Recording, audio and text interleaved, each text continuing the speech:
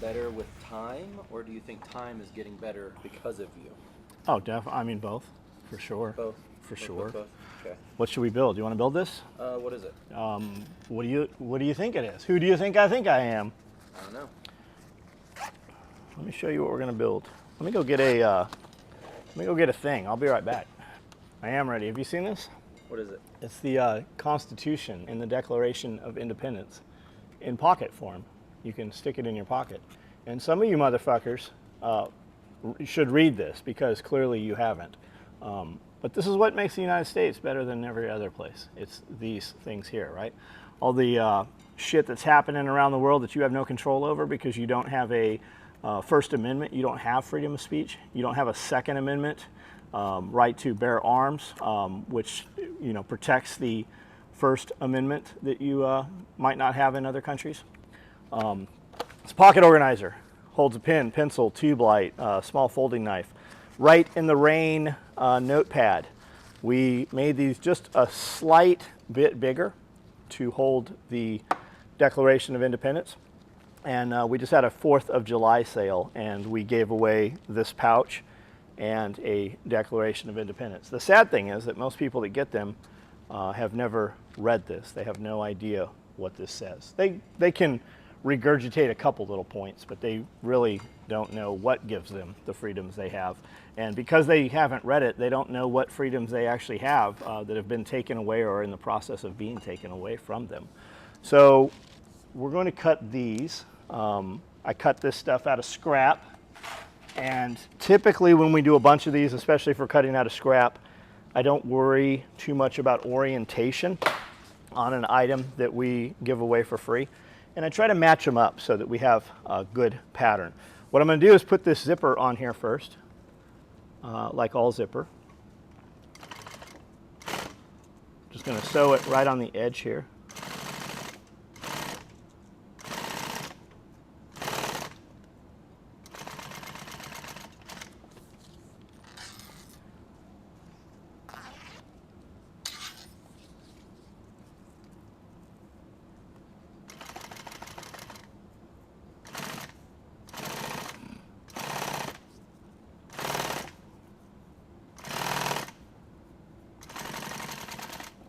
Right there. I'm going to go ahead and travel back, put a second line in this.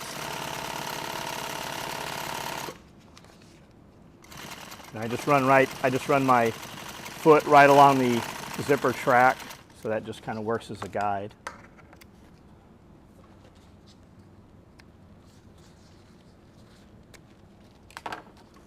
Now I'm going to pull it over. I'm actually going to run this so that the zipper is exposed. So I'm just going to do a top stitch right here, one line.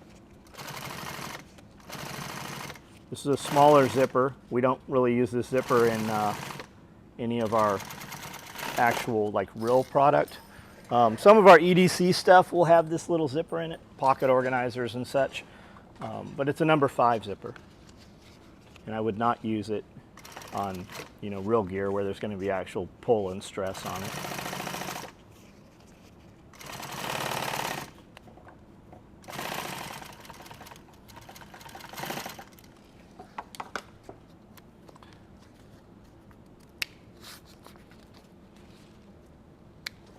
I was wondering why this chair was sitting out here. It just let go. The piston just sank to the ground. Here it goes again. It's yeah, I'm gonna have to go get the other chair. I thought to myself, I'm like, oh man, now I don't have to carry this chair back and forth. There's one out here.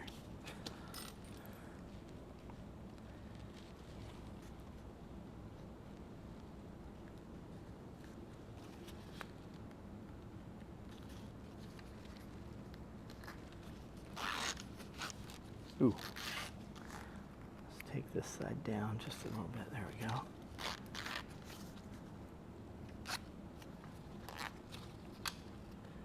Now we'll break that and put this zipper back on now that it's zipped together. Get good at zipping these zippers. Get to where you can just do them. And you might struggle a little bit when you're learning, but once you know how, you'll know how to forever.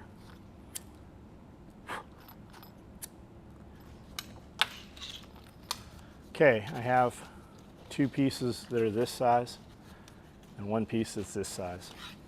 This is the back, this is the pocket, this makes the slot for the pens and pencils. You can make them whatever size you want. There's not really a right or wrong. I am going to sew this at a little bit of an angle right here. So one side's just slightly higher than the other. And you can make yours straight across if you want to. You can also fold it twice so you have no raw edge. I want it just a little bit lower profile. I'm going to use the pattern piece that has the best pattern on the outside because I want the pattern. And then I'm going to look at the top where it's exposed a little bit. You're going to see just this part of this. That looks to be the best to me because I have some pattern instead of just one big solid piece across. So I'm going to go ahead and sew this on here.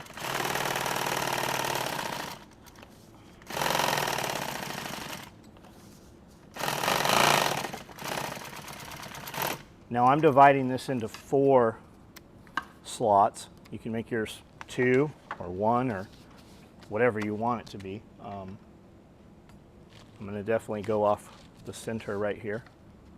And I'm at 5 inches across, so right there. And then I'm going to give it probably 1 inch and 1 inch. And that leaves me 1.5 on each side. Now I'm going to lose a good portion of that because it's going to fold into the seam. And I think that's what we did them on these here, yeah. So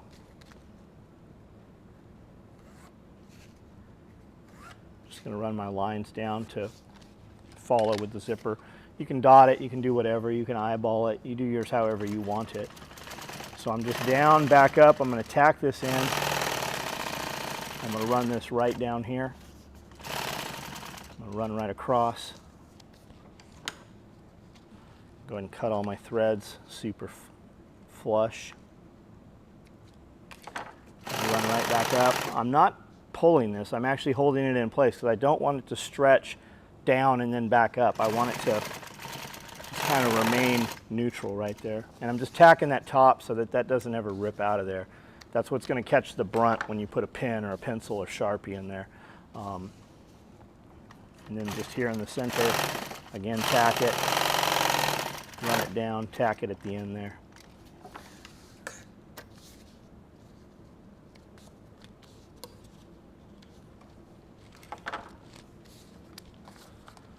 I feel like I probably should have made this a little more of an angle or further down, but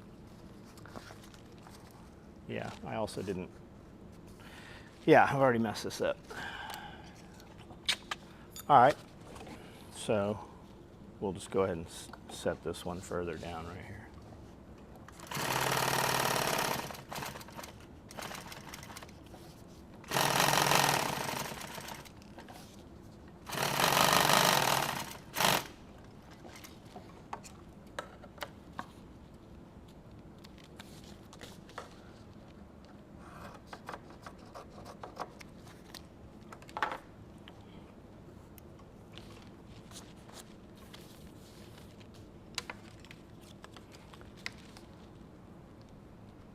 You have guys learning to sew that just start their whole career off of these little EDC and pocket organizers and stuff. You can see them on,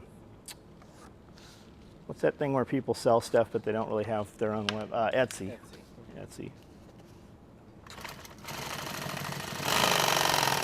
You guys use that and give Etsy quite a bit of their money because Etsy gives them exposure, but you guys can set up your own store, like a Shopify store, with up to 100 items, I think, for free. So while you're doing Etsy, you should do this other and send your traffic to your own website because you own your customers. If Etsy ever decides that you've violated their guidelines or they changed their stuff, you've lost your customers. So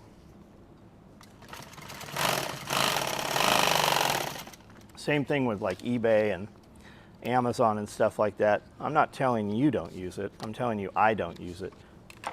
And if you ever if you're building something and you're able to sell all of it, I wouldn't mess with any of that other stuff. If you don't have the customers you need, then maybe that's the way you get the customers. But you're much better off just getting active in like a Facebook group or some groups on Instagram and TikTok and such, and you start using the hashtags and your customers will find you. Especially if you post just like, if you only built this product, take this product, put different pens, pencils, knives, you know, shoot it different. Halloween, shoot it with pumpkins. Christmas, shoot it with Christmas ornaments, coffee, whatever. And just put up one, doesn't even have to be badass, just like one picture of it each day. And then tag the pen company, tag the flashlight company, tag, you know, the knife company. And use the hashtags also, because people subscribe to the hashtags. I know you'll look all over the internet and everybody's like, hashtags are dead. I still use them. I buy stuff because of the hashtags. I still subscribe to hashtags and such. So they're still viable. And when you start posting to social media a lot, which if you're going to have a company, you need social media footprint. That's where you're going to find your customers. And then you control your customers. But using those hashtags, if you look, I would use like hashtag EDC Pocket Organizer. And then I would also use hashtag SOE Pocket Organizer. And what that allows me to do, 6 months, a year from now, whenever, when I have this product again and I don't want to write down all the verbiage, I can just use that hashtag SOE EDC organizer, pull it up, and copy paste it, and use all those hashtags that I've already looked at all my competitors are using, and they seem to be viable and they're high use hashtags. I don't have to go and find all that. I don't have to have it in a file someplace on the phone. I can just go and pull that up and see what the performance on them is. So that's another way to look at that. I just put this zipper on. I should have looked at the zipper too. I just put the zipper on upside down. So that means this will zip down instead of up, which I'll bet you there's companies out there that have them coming both ways. They don't even know. So would it make a difference? Probably not. It's a pretty light zipper. It's not going to have enough weight to fall open on its own.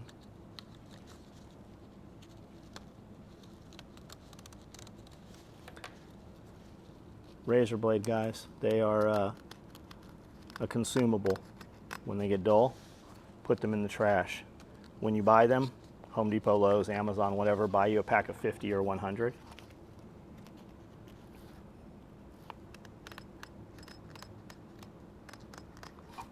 When they start not working how you want, just throw them in the trash.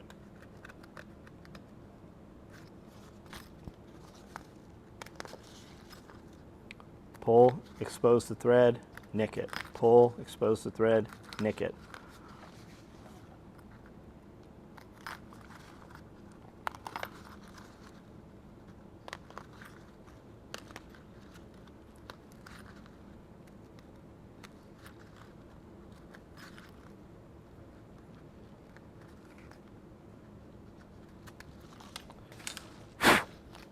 Okay.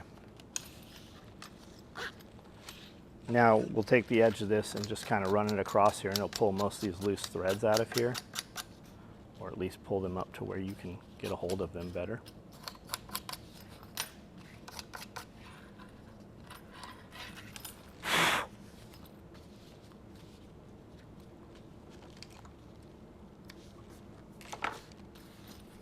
Okay.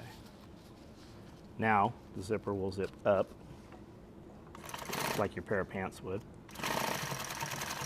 Now in the corners here, you might want to tack them a little bit in the corners, and I'll show you why here in a second.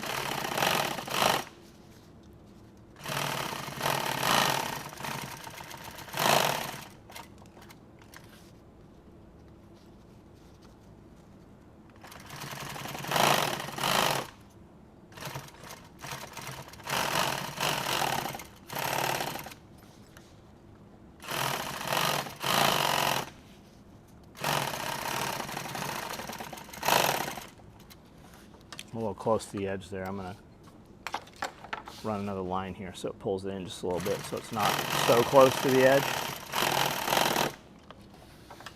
Be a little stronger further in. No chance of that material fraying or anything and coming undone around the stitches. Okay. Now we're going to turn this. I'm going to pop this out.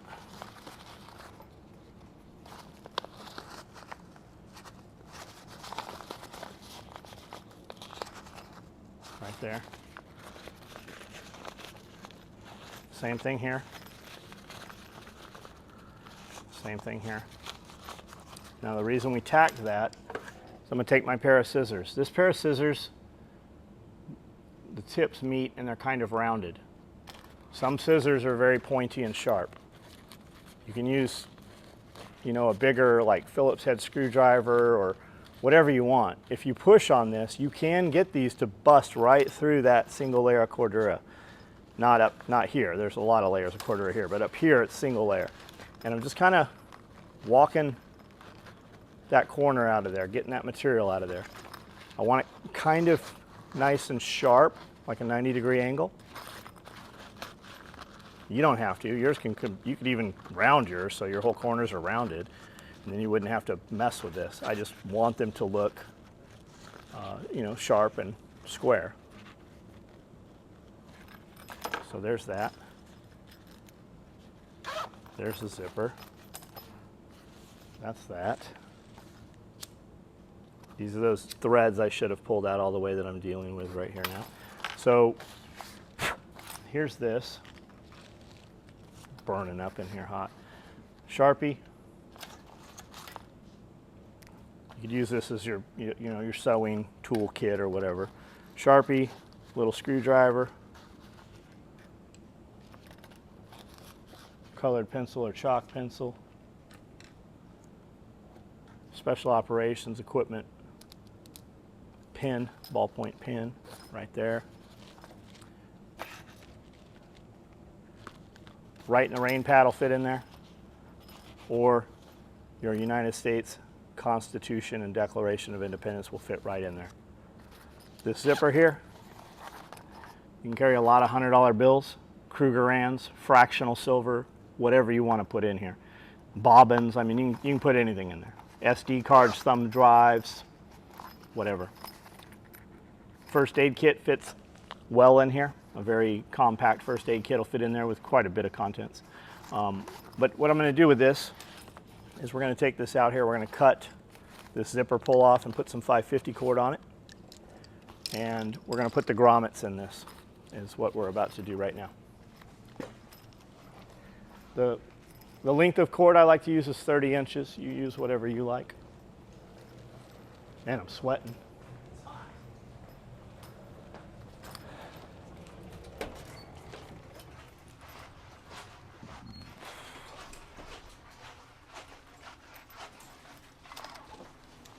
When you cut these, we use these front end cutters. If you're cutting more than a dozen zippers, buy a pair of these.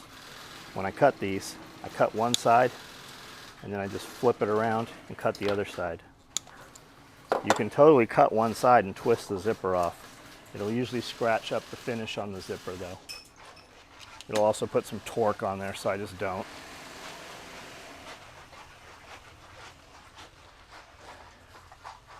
If I'm going to mess this whole pouch up, this is where it's going to be.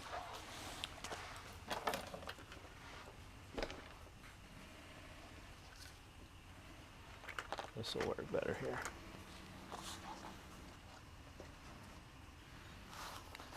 You can eyeball this, but even as many as I've done eyeballing it, sometimes they'll come out a little off. So this one here, I'm going to punch the hole with this die. That's a grommet setter.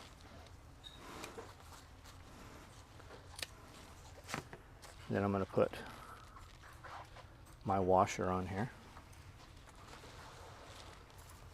Then I'm going to put the grommet on here. And then I'm just going to run it down just like that. Same thing over here.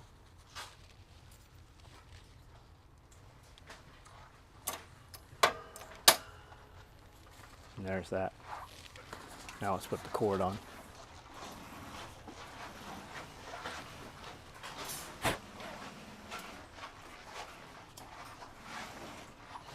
Put a red one on here.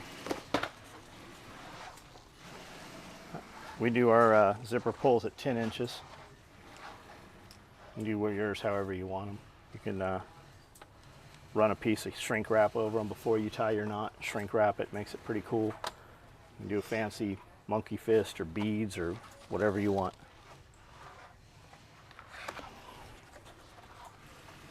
When you've got a workstation that you work on consistently, you can just make marks so that you don't have to measure every time. This mark here's 10 inches, this one here's 20. So here's 20, another 10, here's 6, so we'll go 36 on this. Rope cutter, I don't know what they cost, 50, 60 bucks. If you're gonna cut more than 10 pieces of 550 cord, it's well worth having. When you cut these, you can completely just run them super fast, but they don't really sear, so cut them at an angle and just kind of run it across the blade. Just dwell there for a second or two as it's cutting, and it'll give you a much nicer cut in there, nice and seared.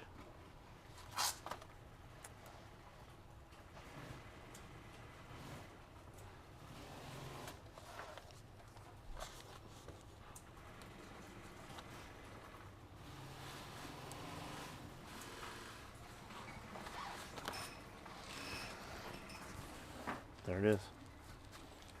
And you can totally take this off, use it inside a cargo pocket. You could run shorter for a handle.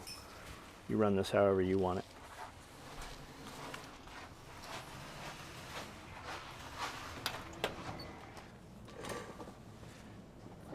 All right, so there's our EDC pocket organizer. You just saw how we build them. Now you can go build yours. I didn't give you dimensions. Surely you can figure that out. You figure out what you want your base at. And then you make your next pocket a little shorter, and then the next pocket's the same size. You just hem it under, kick it at an angle. Here's a pocket constitution right there. There's the pouch, and once you get it, you can customize it with whatever color. You can customize it with whatever color cord you prefer. We're going to give this away on July 31st. We're picking a winner for all the gear you've seen made on these videos. For Patreon. All you have to do, the only thing you have to do is be a Patreon member.